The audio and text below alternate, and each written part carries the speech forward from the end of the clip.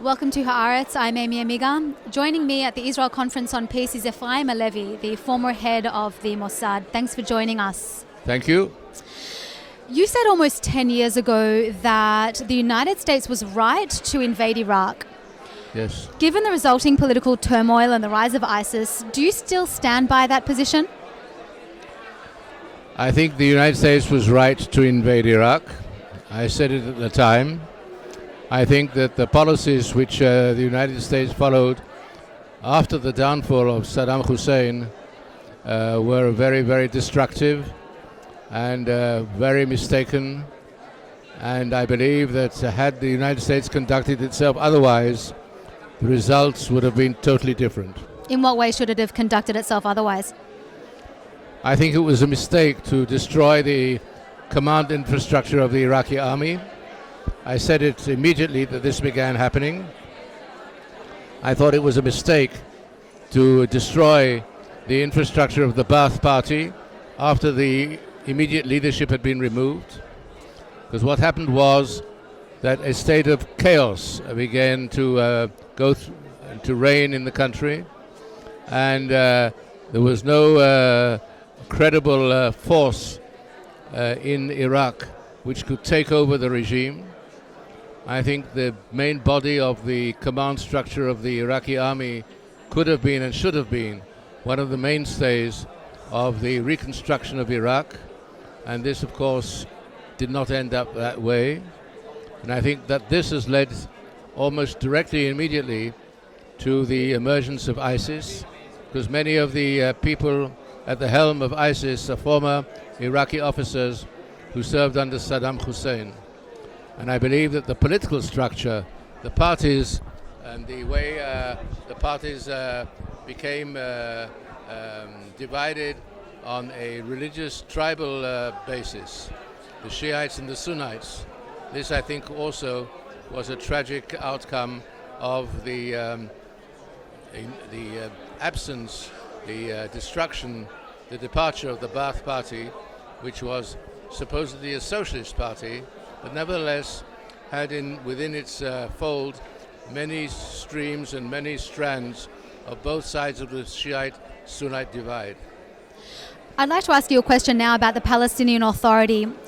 You have said also in the past that the Palestinian Authority has held democratic elections with more impressive results than some of the more long-standing Arab states.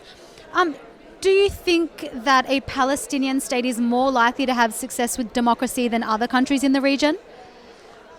I'm not sure, because what has happened is that there was an election, and as you said, quoting me, it was a relatively free election, and the election produced an unexpected result, a surprising result.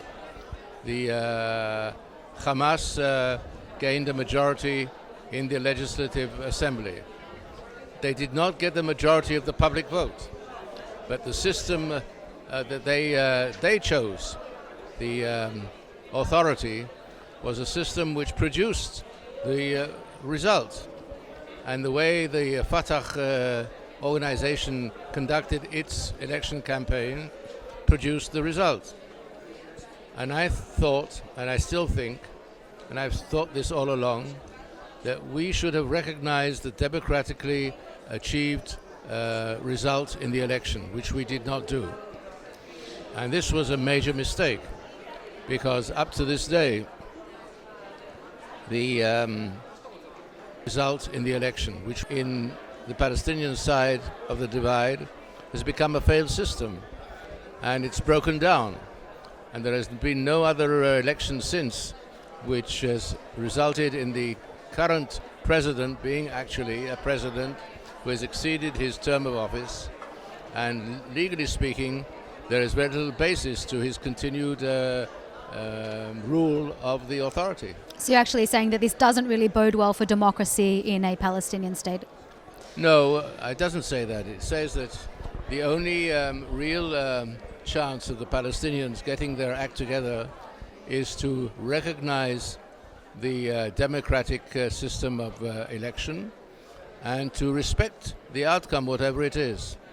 And I'd say more than that, to include as far as possible the largest number of groups inside the assembly so that there is a semblance of national unity. This also we have opposed. We have said that we do not recognize any government in which Hamas participates. And this is a mistake, and I've said this all along. Given your role in brokering the Israeli and Jordanian peace process, I'd like to ask you a question about the Israeli-Palestinian peace process. The Obama administration has given up on brokering a peace deal during Obama's term. What should it have done differently to bring the sides to the negotiating table? I don't know. I try as far as possible not to pass judgment on the policies and the methodology of the United States statecraft. I served in Washington for 4 years under Yitzhak Rabin, who was an outstanding ambassador. I've had long-standing relations with the United States system in various types and forms. But nevertheless, I don't want to pass judgment on the way the United States conducted its role and the way it determined its role in the Palestinian-Israeli conflict. But I will say this. I think that basically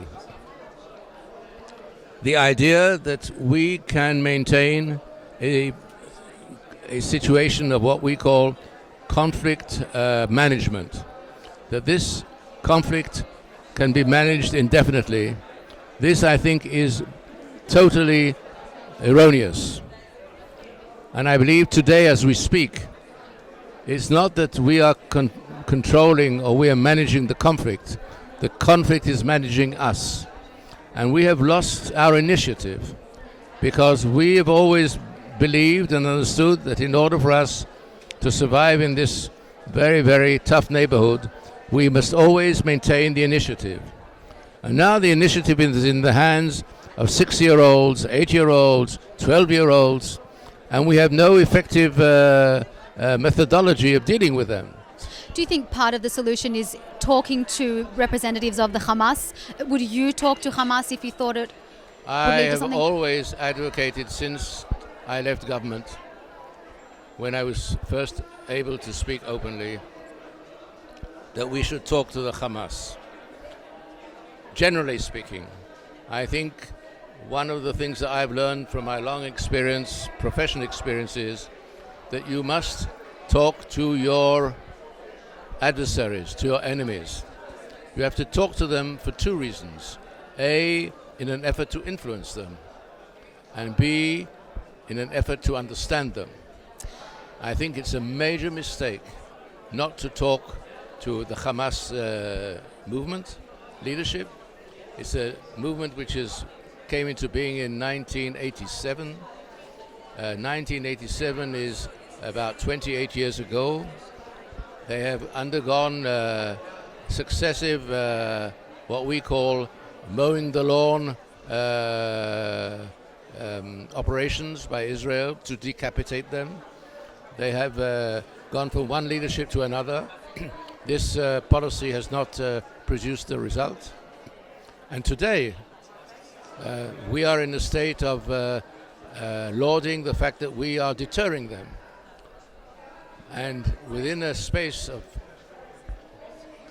7 to 8 years, from 2007 when they overtook the Gaza Strip, till today, we have had 3 rounds of hostilities, 2009, 2012, 2014.